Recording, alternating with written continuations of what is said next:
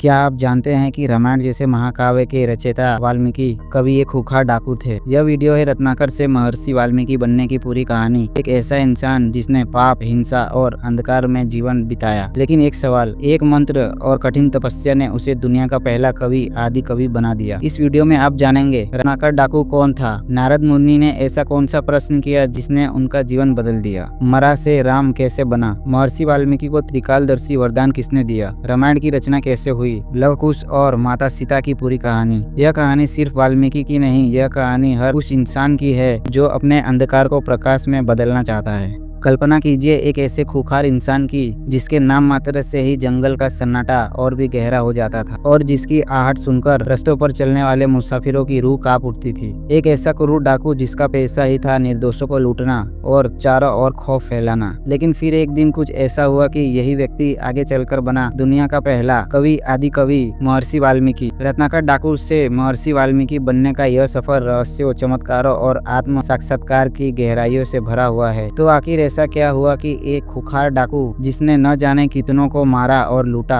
अचानक एक महर्षि बन गया। और कोई साधारण महर्षि या संत नहीं, बल्कि ऐसा संत जिसने रामायण जैसे महाकाव्य की रचना की। तो मित्रों, आज हम जानने वाले हैं एक खूंखार डाकू की वह कहानी जो दुनिया में पहले कवि कहलाए, महर्षि वाल्मीकि की असली कहानी जो आपको चौंका कर रख देगी। और अगर आप महर्षि वाल्मीकि की असली सच्चाई जानना चाहते हैं तो इस वीडियो को पूरा जरूर देखिए, क्योंकि यह एक कहानी सिर्फ महर्षि वाल्मीकि की नहीं है, यह कहानी कहीं न कहीं हम सबकी भी है। प्राचीन भारत का वो घना जंगल जहाँ दिन के उजाले में भी सूरज की किरणें जमीन तक पहुँचने से पहले कांप जाती थी। इन जंगलों में जंगली जानवरों का भय तो था, लेकिन उससे भी बड़ा एक डर था। एक ऐसा नाम जिसे सुनते ही व्यापारी अपना रास्ता बदल लेते थे, यात्री लौट जाते थे और कारवां रात में चलने से डरते थे। उस डर का नाम था रत्नाकर। वह कोई साधारण चोर नहीं था, वह खौफ था जिसने सबकी नींद उड़ा रखी थी। वह अचानक सामने आता और सब कुछ छीन लेता, धन भी और कभी कभी जीवन भी। लेकिन रत्नाकर हमेशा से ऐसा नहीं था। उसके जीवन में भी इस अंधेरे से पहले एक उजाला था। कहा जाता है कि उसका जन्म एक साधारण परिवार में हुआ था। बचपन में वह भी बाकी बच्चों की तरह हंसता खेलता और सपने देखता था, लेकिन किस्मत ने बहुत जल्दी उससे उसका घर छीन लिया। किसी हादसे में वह अपने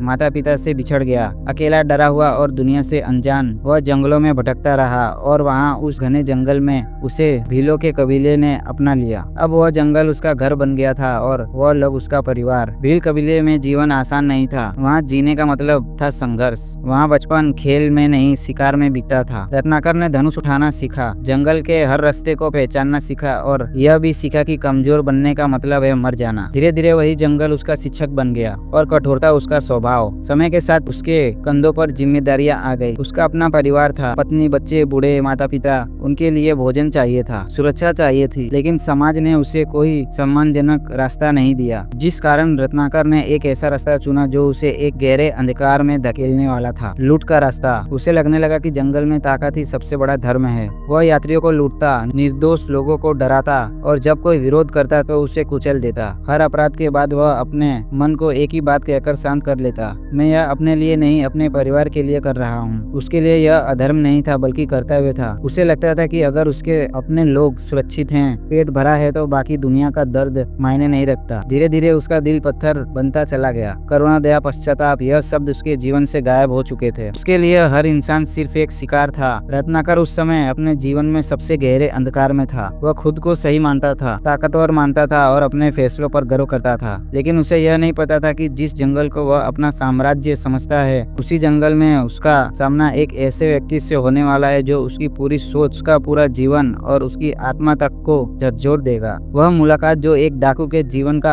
अंत और एक महर्षि के जन्म की शुरुआत बनने वाली थी। और यहीं से शुरू होता है वह अध्याय जिसने रत्नाकर की दुनिया को उलट पुलट कर दिया। रत्नाकर हमेशा की तरह शिकार की तलाश में था। तभी उस नीरव वातावरण को चीरती हुई एक मधुर ध्वनि उसके कान तक पहुंची। वह वीणा के तारों से निकलती हुई शांत और स्थिर ध्वनि थी। रत्नाकर ठिठक गया। इस हिंसक जंगल में ऐसा संगीत असंभव सा लगा। वह सावधानी से आगे बढ़ा और जो दृश्य उसने देखा वह उसके लिए बिल्कुल नया था। उसके सामने एक तेजस्वी साधु चले आ रहे थे। चेहरे पर अद्भुत शांति, आंखों में भय का नाम तक नहीं और होठों पर निरंतर ईश्वर का स्मरण। वह व्यक्ति थे देवर्षि नारद। रत्नाकर के लिए यह सिर्फ एक और यात्री था, उसने रास्ता रोक लिया, कठोर स्वर में आदेश दिया और लूट की भाषा बोली, लेकिन सामने खड़े साधु के चेहरे पर कोई घबराहट नहीं थी। शांत मुस्कान के साथ नारद जी ने रत्नाकर को देखा और कहा कि तुम यह सब क्यों कर रहे हो। यह सवाल रत्नाकर के लिए नया नहीं था, वह पहले भी खुद को जवाब दे चुका था। उसने गर्व से कहा कि वह यह सब अपने परिवार के लिए करता है। बूढ़े माता पिता, पत्नी और बच्चों का पेट भरना उसका धर्म है। तभी नारद जी ने वही प्रश्न किया जिसने रत्नाकर की आत्मा की नींव हिला दी। अगर तुम यह सब अपने परिवार के लिए कर रहे हो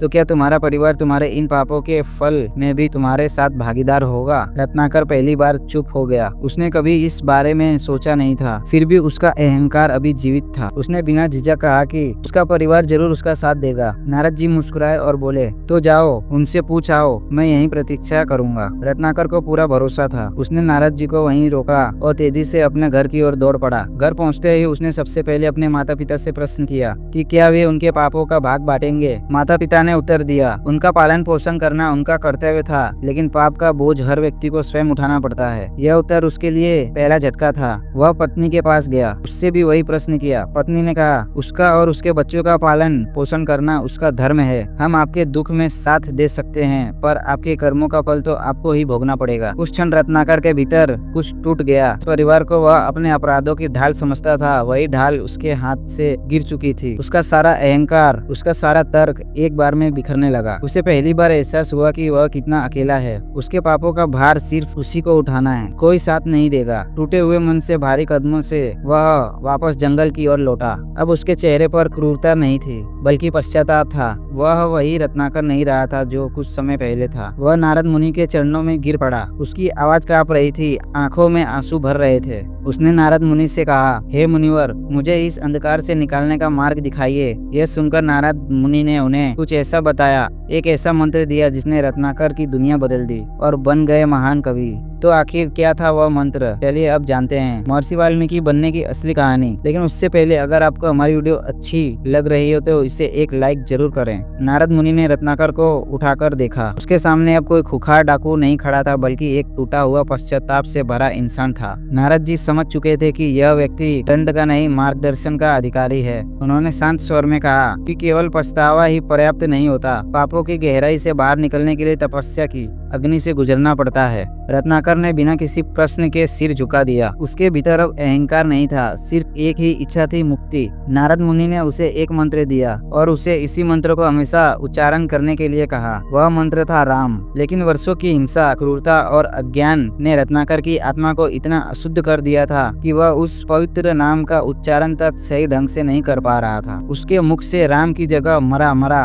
ही निकल रहा था। नारद मुनि मुस्कुराए और कहा कि भाव ही सबसे बड़ा मंत्र होता है। तुम इसी मरा मरा को जप करो पूरी श्रद्धा और एकाग्रता के साथ, समय स्वयं इसे शुद्ध कर देगा। नारद मुनि के आदेश के साथ ही रत्नाकर ने उसी क्षण अपना पुराना जीवन त्याग दिया। उसने जंगल के एक शांत स्थान पर एक वृक्ष के नीचे आसन लगाया और आंखें बंद कर ली। न भोजन की चिंता, न जल की प्यास, न शरीर की शुद्ध। उसका पूरा अस्तित्व अब केवल एक ही ध्वनि में बंद गया था, मरा मरा मरा। शुरुआत में उसका मन भटकता रहा, पुराने दृश्य, हिंसा, चीखें और अपराध उसकी स्मृति में लौटते रहे, लेकिन हर बार वह स्वयं को उसी मंत्र में लौटा लेता। समय आगे बढ़ता गया, दिन हफ्ते में बदल गए, हफ्ते वारों में और वर्षों युगों में ऋतुएं बदलती रहीं। कभी तपती धूप ने उसके शरीर को जलाया, कभी मूसलाधार वर्षा ने उसे भिगो दिया और कभी ठंडी हवाओं ने उसकी देह को कपा दिया, लेकिन उसकी साधना नहीं टूटी। उसका शरीर धीरे धीरे निर्बल हो गया, पर आत्मा और अधिक स्थिर होती चली गई। धीरे धीरे दीमक और चींटियां उसके स्थिर शरीर के चारों ओर मिट्टी लाने लगी। समय के साथ उसका शरीर मिट्टी में ढलता चला गया। बाहर से देखने पर वह एक इंसान नहीं, बल्कि एक साधारण सा टीला प्रतीत होता था, यानी कि एक वाल्मीकि की तरह। उस टीले के भीतर अंधकार और मौन के बीच रत्नाकर अब भी जीवित था। उसका जब चलता रहा, बिना रुके, बिना थमे, मरा मरा। कब राम में बदल गया उसे स्वयं ही पता नहीं चला। अब इस तपस्या का अंत होने वाला था और जन्म लेने वाले थे महर्षि। तो चलिए इसके आगे की कहानी जानते हैं कि कैसे रत्नाकर बन गए वाल्मीकि और उन्हें कौन सा वरदान मिला कि वे त्रिकालदर्शी बन गए, यानी कि वे भूत, वर्तमान और भविष्य देख सकते थे। तो चलिए जानते हैं इसका असली रहस्य। रत्नाकर कई 100 सालों से अपनी तपस्या में लीन था, अतः एक दिन देवर्षि नारद अपने वचन के अनुसार पुनः उस स्थान पर लौट आए। नारद मुनि ने उस टीले के पास खड़े होकर ध्यान से सुना। मिट्टी के भीतर से एक स्थिर, शुद्ध और स्पष्ट जप गूंज रहा था। अब वह मरा नहीं था, अब वह राम बन चुका था। नारद जी समझ गए कि तपस्या पूर्ण हो चुकी है। उन्होंने उस वाल्मीकि पर जल छिड़का और गंभीर स्वर में पुकारा, उठो। टीले में हलचल हुई और धीरे धीरे उस वाल्मीकि के भीतर से एक तेजस्वी आकृति बाहर प्रकट हुई। अब वह रत्नाकर नहीं था। नारद मुनि ने उसे देखा और कहा, तुम अब उस वाल्मीकि यानी कि मिट्टी के टीले से जन्मे हो, इसलिए आज से तुम्हारा नाम वाल्मीकि होगा। उसी क्षण रत्नाकर का अस्तित्व समाप्त हो गया। महर्षि वाल्मीकि ने अपने जीवन का शेष मार्ग ज्ञान और करुणा को समर्पित कर दिया। उन्होंने तमसा नदी के शांत तट को अपना निवास चुना। वहां उन्होंने एक छोटा सा आश्रम स्थापित किया। नदी की कलकल ध्वनि, वृक्षों की छाया और पक्षियों का कलरव, यही उनका संसार बन गया था। दूर दूर से लोग वहां आने लगे। जो हाथ कभी लूट के लिए उठते थे, वही हाथ अब पीड़ितों की सेवा में लग गए। जो आंखें कभी निर्दोषों में भय ढूंढती थी, वही आंखें अब करुणा से भर उठती थी। लेकिन विधाता की योजना यहाँ समाप्त नहीं हुई। यह केवल तैयारी थी। जिस करुणा ने एक डाकू को ऋषि बनाया था, वही करुणा अब किसी ऐसे रूप में प्रकट होने वाली थी जो मानव इतिहास को हमेशा के लिए बदल दे। एक दिन ऋषि वाल्मीकि अपने शिष्य के साथ तमसा नदी के तट पर आगे बढ़ रहे थे। तभी उनकी दृष्टि नदी के किनारे बैठे क्रोच पंछियों के एक जोड़े पर पड़ी। दोनों पंछी प्रेम में मग्न थे। वाल्मीकि उस दृश्य को निहार रहे थे कि अचानक एक शिकारी का तीर हवा में सरसराया और सीधा नर क्रोच के शरीर पे जा लगा। वह पक्षी तड़पता हुआ धरती पर गिर पड़ा और उसकी मृत्यु हो गई। प्रेम का वह दृश्य एक पल में मृत्यु में बदल चुका था। इस दृश्य ने महर्षि वाल्मीकि के हृदय को झकझोर दिया। उन्होंने अपनी आंखों के सामने प्रेम की हत्या देखी। उनके मन में क्रोध उमड़ आया और उसी क्रोध में उनके मुंह से उस शिकारी के लिए श्राप निकला। उन्होंने शिकारी को श्राप देते हुए कहा कि मां निषाद प्रतिष्ठाम त्व मगम शाश्वती समा यत्र क्रोंच मिथुनादेकम वधिकाम मोहितम। इसका अर्थ यह था कि हे शिकारी, तूने प्रेम में डूबे हुए इस निर्दोष जोड़े में से एक की हत्या की है, इसलिए तुम्हें आने वाले अनंत समय तक कभी शांति और प्रतिष्ठा प्राप्त नहीं होगी। जैसे ही यह शब्द हवा में गूंजे, वाल्मीकि स्वयं हतप्रभ रह गए, क्योंकि उन्होंने पहले कभी इस तरह के छंद या लय में बात नहीं की थी। संवेदना ने अब स्वर धारण कर लिया था। वही क्षण था जब एक तपस्वी के भीतर कवि ने जन्म लिया। यह श्लोक किसी महान उद्देश्य की भूमिका था। अब प्रश्न यह था कि यह शक्ति क्यों प्रकट हुई और इस नव जन्म काव्य का उपयोग किस कथा के लिए होना था। इसका उत्तर स्वयं सृष्टि का रचयिता देने वाला था और इसी उत्तर के साथ महर्षि वाल्मीकि के जीवन में प्रवेश आने वाला था एक दिव्य आदेश का, जिसने पूरी दुनिया को हमेशा के लिए बदल दिया। तो चलिए अब जानते हैं आगे की कहानी। लेकिन इससे पहले अगर आपको इस वीडियो से कुछ नया जानने और सीखने को मिल रहा है तो कृपया इसे अपने मित्रों और रिश्तेदारों को भी शेयर करें। पहला श्लोक निकलने के बाद महर्षि वाल्मीकि का मन शांत नहीं था। उनके भीतर एक अजीब सा कंपन था, जैसे किसी अदृश्य शक्ति ने उनके हृदय को छू लिया हो। उन्हें बार बार वही शब्द याद आ रहे थे जो उनके मुख से अनायास निकल गए थे। वे ध्यान में बैठे ही थे कि अचानक आश्रम के चारों ओर एक दिव्य प्रकाश फैलने लगा। उसी प्रकाश के मध्य स्वयं सृष्टि के रचयिता चतुर्मुख ब्रह्मा जी प्रकट हुए। महर्षि वाल्मीकि उन्हें देखकर स्तब्ध रह गए। उन्होंने तुरंत उठकर प्रणाम किया। ब्रह्मा जी ने वाल्मीकि को शांत स्वर में कहा कि जो श्लोक उन्होंने मुख से निकाला है वह करुणा से जन्मा काव्य था और वही काव्य आगे चलकर मानवता का मार्गदर्शन करने वाला है। फिर उन्होंने महर्षि वाल्मीकि को आदेश दिया कि उन्हें मर्यादा पुरुषोत्तम श्री राम के संपूर्ण जीवन को काव्य रूप में रचना है। उनके जन्म से लेकर उनके हर त्याग, हर संघर्ष, हर निर्णय और हर परीक्षा तक सब कुछ शब्दों में उतारना है। यह केवल एक राजा की कहानी नहीं बल्कि धर्म, कर्तव्य और मर्यादा की जीवंत कथा होगी। यह सुनकर महर्षि वाल्मीकि क्षण भर के लिए विचलित हो गए। उन्होंने विनम्रता से कहा कि वे श्री राम को व्यक्तिगत रूप से नहीं जानते, उनके जीवन की हर घटना से परिचित नहीं है। वे कैसे सत्य के साथ ऐसी महान कथा लिख सकते हैं। तब ब्रह्मा जी ने महर्षि वाल्मीकि को दिव्य दृष्टि का वरदान दिया। अब महर्षि वाल्मीकि त्रिकालदर्शी बन चुके थे। उन्हें श्री राम के जीवन की हर घटना, जो हो चुकी थी, जो हो रही थी और जो आगे होने वाली थी, वो सब उन्हें स्पष्ट दिखाई। अब वो जो लिखेंगे वही पूर्ण सत्य होगा। ब्रह्मा जी ने यह भी कहा कि जब तक धरती पर पर्वत और नदियां रहेंगी तब तक यह कथा जीवित रहेगी। यह केवल एक ग्रंथ नहीं होगा बल्कि मानव जीवन के लिए मार्गदर्शक बनेगा। यह कथा लोगों को बताएगी कि कठिन से कठिन परिस्थितियों में भी धर्म का मार्ग कैसे चुना जाता है। इतना कहकर ब्रह्मा जी अंतर ध्यान हो गए, लेकिन उनका आदेश और और वरदान महर्षि वाल्मीकि के हृदय में अमिट छाप छोड़ गया। अब महर्षि वाल्मीकि एक ऐसी कथा की रचना करने वाले थे जिसे स्याही से नहीं, अनुभव और संवेदना से लिखा जाना था। और यहीं से शुरुआत होने वाली थी उस महाकाव्य की रचना जिसे दुनिया आज रामायण के नाम से जानती है। महर्षि वाल्मीकि ने रामायण की रचना आरंभ की। 7 खंडों और 24,000 श्लोकों में यह कथा आकार लेने लगी। दिव्य दृष्टि के माध्यम से महर्षि वाल्मीकि केवल घटनाएं नहीं देख रहे थे, वे उन्हें जी रहे थे। अब अयोध्या में श्री राम के जन्म का दृश्य उनके सामने प्रकट होता है तो उनके हृदय में आनंद की लहर दौड़ जाती। बाल राम की मुस्कान, गुरु वशिष्ठ का आशीर्वाद, हर दृश्य उनके भीतर गहराई से उतरता चला जाता। लेकिन यह आनंद अधिक समय तक नहीं टिकता। जब वे वनवास का प्रसंग देखते तो राजा दशरथ का टूटता हुआ हृदय, कौशल्या की मौन पीड़ा और अयोध्या की सुनी गलियां, सब कुछ उन्हें भीतर तक विचलित कर देता था। कई बार उनके हाथ रुक जाते और आंखें भर आती थी, शब्द मौन में बदल जाते थे। वाल्मीकि ने केवल राम को नहीं जिया, उन्होंने हर पात्र को अपने भीतर स्थान दिया। उन्होंने सीता के त्याग को महसूस किया,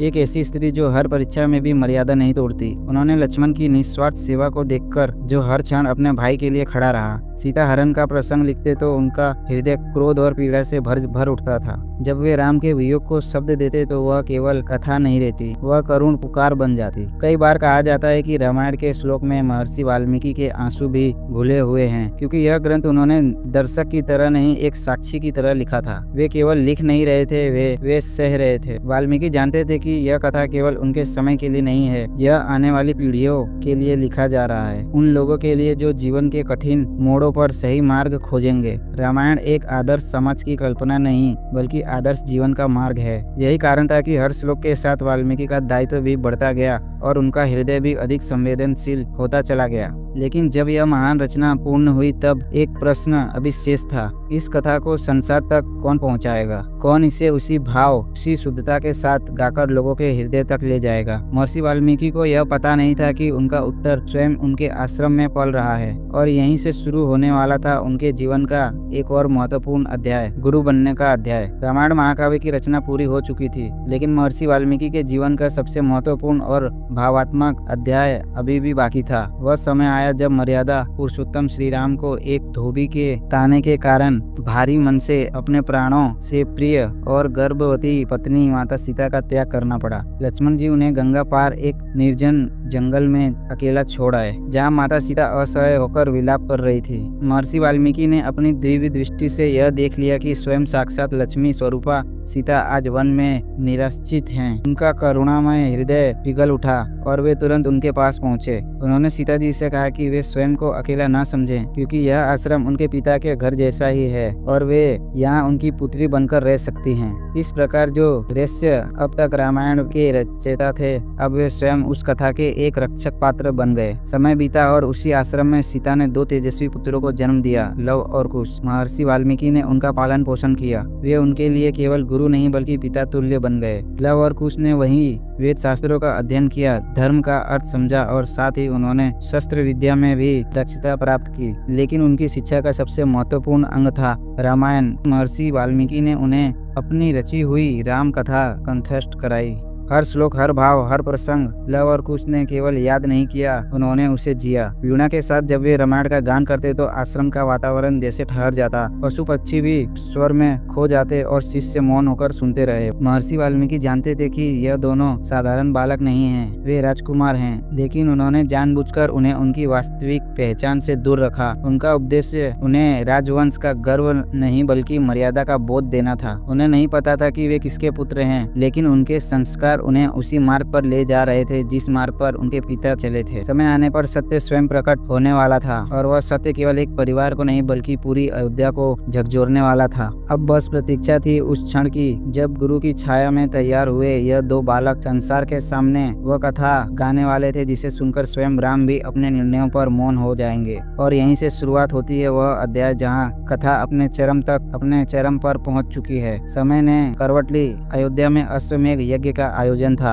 राजसभा सजी हुई थी। उसी सभा में दो युवा बालक प्रवेश करते हैं, लव और कुश। उनके हाथों में वीणा थी। किसी को नहीं पता था कि यह बालक कौन है, लेकिन जैसे ही उन्होंने गान आरंभ किया पूरी सभा मौन हो गई। स्वर उठा राम कथा का स्वर, वही कथा जिसे महर्षि वाल्मीकि ने अपने हृदय से रचा था, अब शिष्यों के कंठ से बह रही थी। जैसे जैसे कथा आगे बढ़ी, सभा के हृदय भी खुलते चले गए। अयोध्या का वैभव, वनवास का त्याग, सीता का अपहरण, राम का वियोग, हर प्रसंग श्रोताओं की आत्मा को छू रहा था। और अब वह कथा स्वयं श्री राम के कानों तक पहुंची तो उनके भीतर कुछ टूट गया। वे समझ नहीं पा रहे थे कि यह बालक उनकी कथा को इतने सत्य और इतनी संवेदना के साथ कैसे गा रहे हैं। तभी सत्य का क्षण आया। गुरु की आज्ञा से लव और कुश ने अपने जन्म का रहस्य उजागर किया। श्री राम स्तब्ध रह गए। जिन गुणों को वे अपने भीतर पहचान रहे थे, वे उनके अपने ही पुत्रों में साकार थे। पिता का भाव जो वर्षों से दबा हुआ था, एक क्षण में उमड़ आया। सभा में मौन था, ऐसा मौन जिसमें शब्दों से अधिक भाव थे। उसी समय माता सीता को सभा में बुलाया गया। उन्होंने किसी आरोप का उत्तर नहीं दिया। उन्होंने धरती माता से प्रार्थना की, यदि उनका मन, वचन और कर्म सदैव पवित्र रहा हो तो धरती उन्हें अपनी गोद में संभाले, और तभी धरती फटती है। धरती माता सीता को अपने अंग में ले जाती है। श्री राम और सभा मौन रह गई। महर्षि वाल्मीकि दूर खड़े यह सब देख रहे थे। उन्होंने अपना कर्तव्य पूर्ण किया था। एक डाकू से ऋषि बनने की यात्रा यहाँ आकर पूर्ण हुई।